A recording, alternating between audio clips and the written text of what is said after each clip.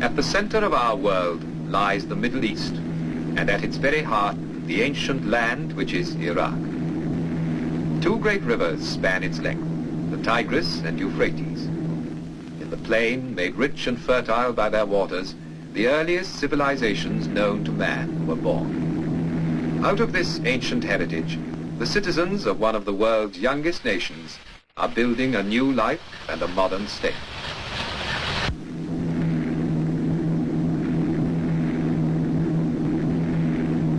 Ageless Iraq is no longer a remote, isolated country.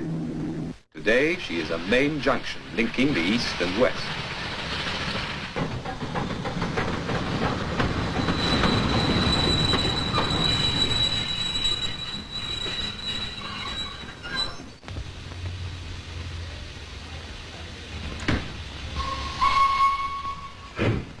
Her capital is Baghdad, a name that conjures up all the romance of Harun al-Rashid and the Arabian Nights of 1,000 years ago, when this was the fabulous capital of the Islamic world.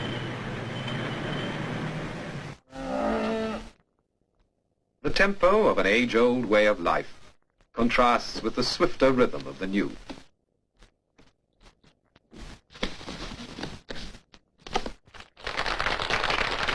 The 20th century has come to Baghdad, with steel and concrete, with shining cars and wide streets. But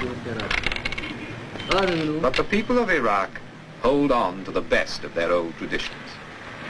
In the bazaars, you can see and hear them carrying on the art and exquisite craftsmanship that has been their pride for hundreds of years.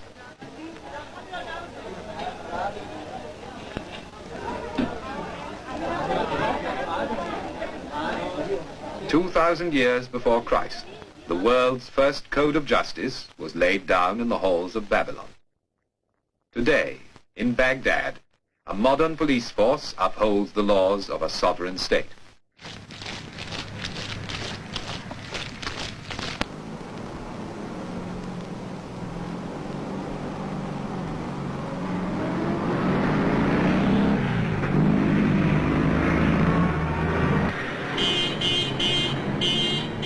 Today, the streets of the city are alive with the bustle of a young people who are taking back from the West the means to a brighter future. And in their enjoyment of sport, the same is true.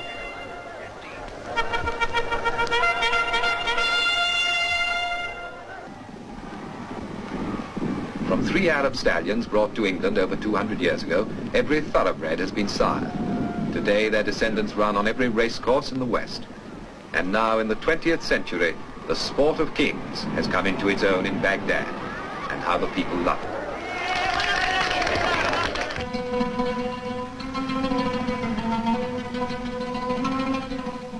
For the people of Iraq, the waters of the two great rivers, Tigris and Euphrates, are indeed the waters of life.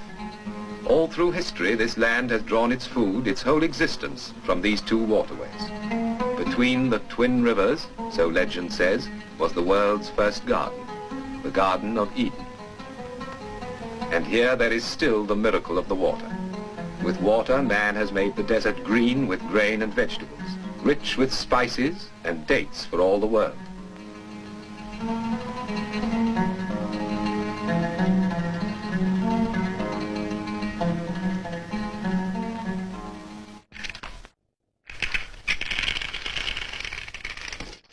Without the water of the two great rivers, and without the skill that makes them serve the land, much of Iraq would be a desert.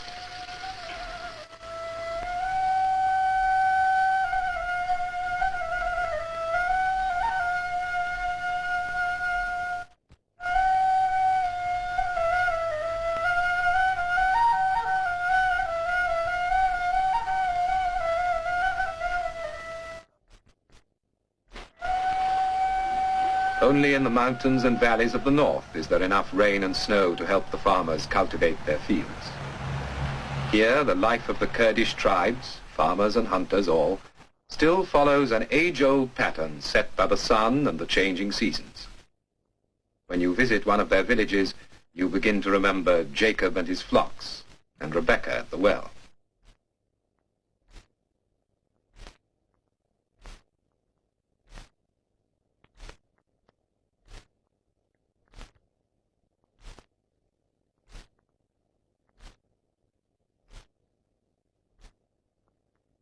The men are already in the fields, tending the vines, watering the crops, as they have done from the time of Abraham, pausing only to offer a prayer to God for his goodness.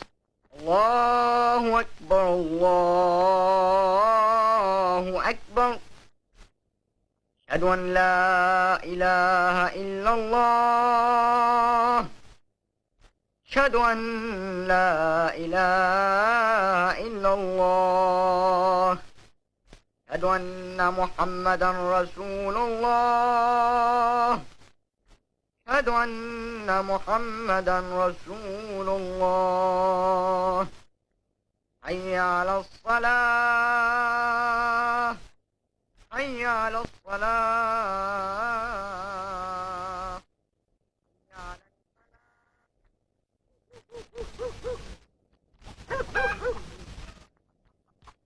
In Iraq, as in every land, the housewife's work is never done.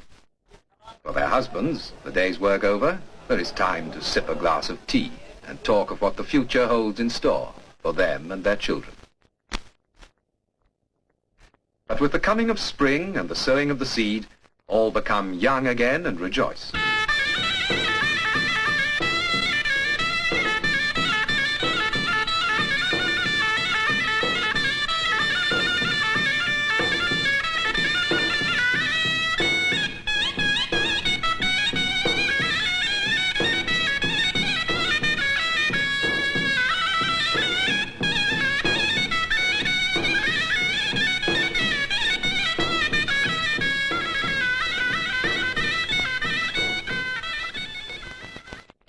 From the cool mountains of the north, where the waters rise, down across the central plains to the burning heat of the Persian Gulf, where the twin rivers join in the Shatt al-Arab.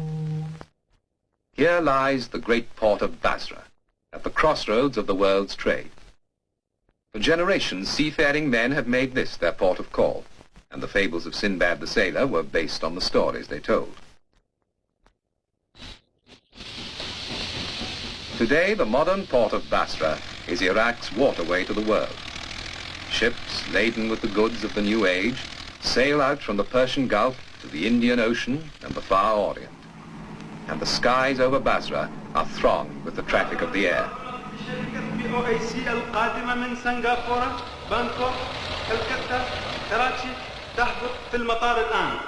Now I have your attention, please. The OAC announced arrival of overall flight 785 from Singapore, Bangkok.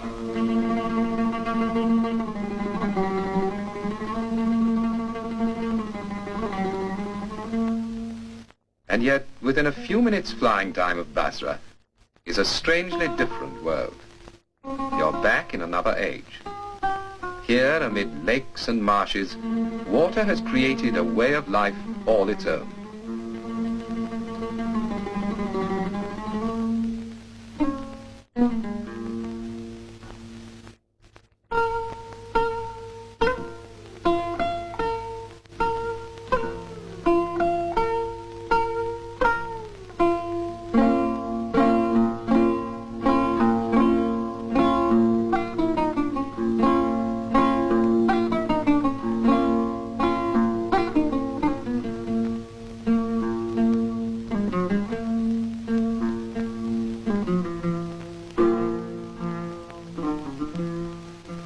Life well suited to these strange surroundings, and at the same time a living reminder of that remote past when men settled by these waters to found the first great cities known to man.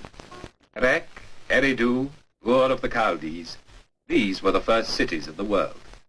For here in Iraq, men first began to build and to create a settled way of life.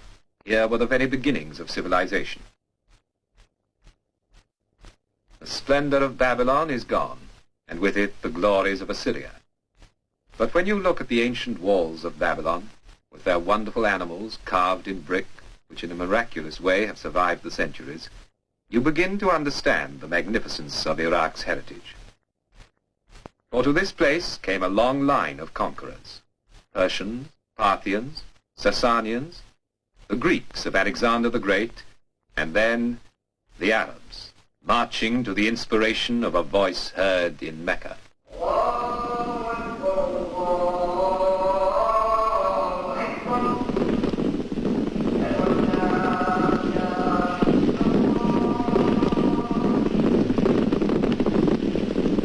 Here, beside the waters, in a land made fertile with irrigation, the life of Islam flourished for more than 600 years. It was a time of peace and learning, amid the gracious life of the Arabian Nights, when the lovely Scheherazade spun her tales before her king. Then, in our own Middle Ages, the Mongol hordes swept over this land in a tempest of destruction.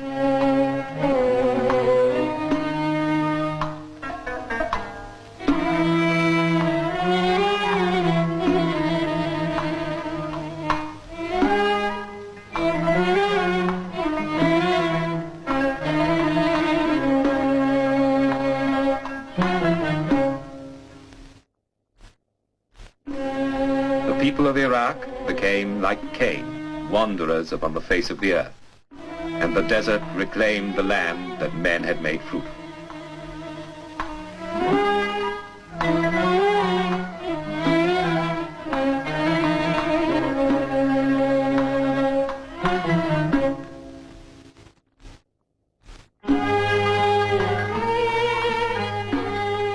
But in the dark ages that followed, the people of Iraq survived, sustained by the bond of a common religion, their faith in Islam.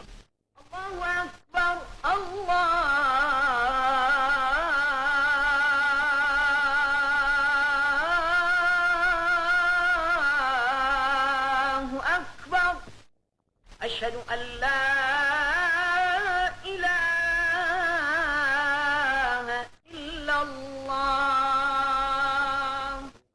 أشهد أن محمدا. بسم الله الرحمن الرحيم. الحمد لله رب العالمين الرحمن الرحيم مالك يوم الدين. Almost 700 years later, Iraq regained her independence. In 1953, the young kingdom celebrated its first 21 years of existence and the crowning of a young king, the direct descendant of the Prophet. The coronation opened a new era in the life of the people of Iraq, listening to their king humbly pledge himself to their future.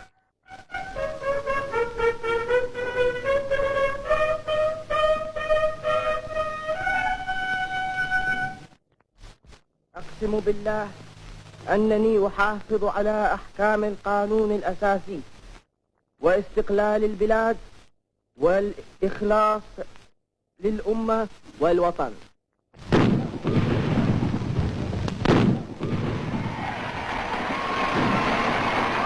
King Faisal's reign began in an atmosphere of warm goodwill, of confidence in the future and pride in what had already been achieved. In the first 21 years of Iraq's independence, modern industries have taken root. Most important of all, great irrigation schemes have been put in hand to control the waters and lead them once again over the arid plains.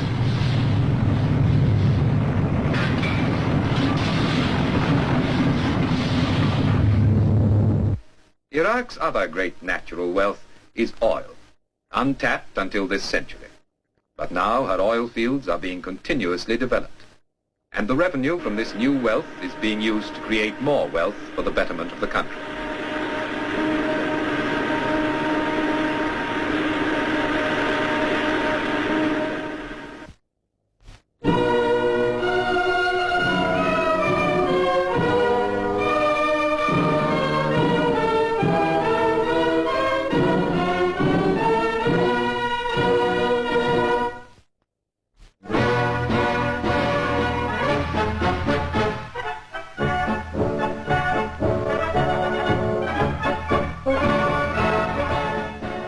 To protect these first fruits of her far-sighted planning and enterprise, Iraq has built up a first-class fighting force, highly disciplined and well-equipped. Water is flowing once more, flowing from the rivers back onto the land, making the desert green again.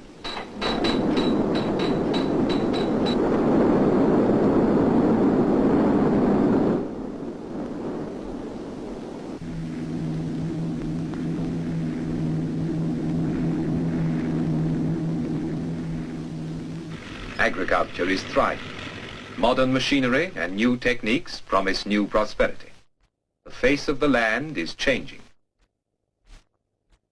For Nebuchadnezzar, the eternal fires of Baba Goga, the burning fiery furnace of the Old Testament story, were evidence unread of the dark seas sleeping beneath his kingdom. Today, her revenues from oil are helping Iraq to lay the foundation for a new standard of well-being for all her people.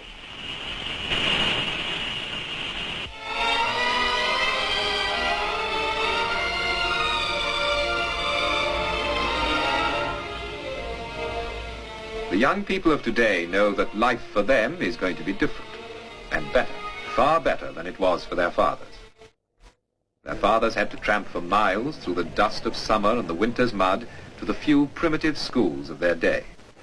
Now new schools and colleges are giving the youth of the country a proper start in life. When you see these young girls in their Western clothes, so assured and confident, you're inclined to forget how surprised their mothers would have been at the idea of training for jobs their daughters take in their stride, jobs they thought that only men could and should do.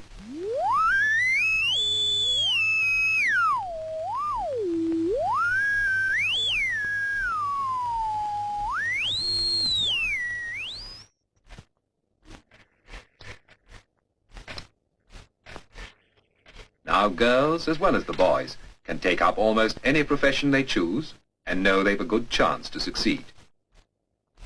For all these young people now, there is the chance of a good education and of good health, the primary needs of any people. And it's natural that with all these modern developments, the women of Iraq are breaking away from their traditional style of dress, unaltered for centuries, to wear the practical, comfortable clothes that are right for this new life. It's a turn of events significant of wider change, of a more liberal attitude to life, of a greater interest in the arts.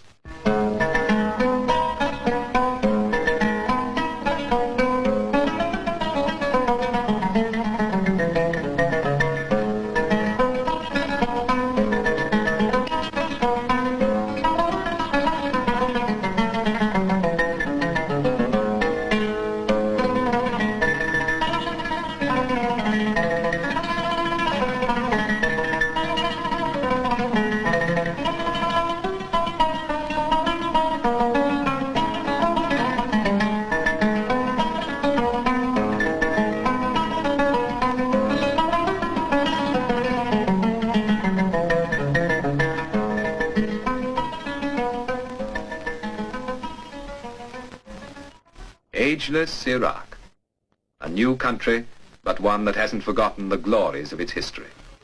A country that is now emerging from the shadows of its past to a future bright with promise, ready to inherit its true place at the center of the Middle East.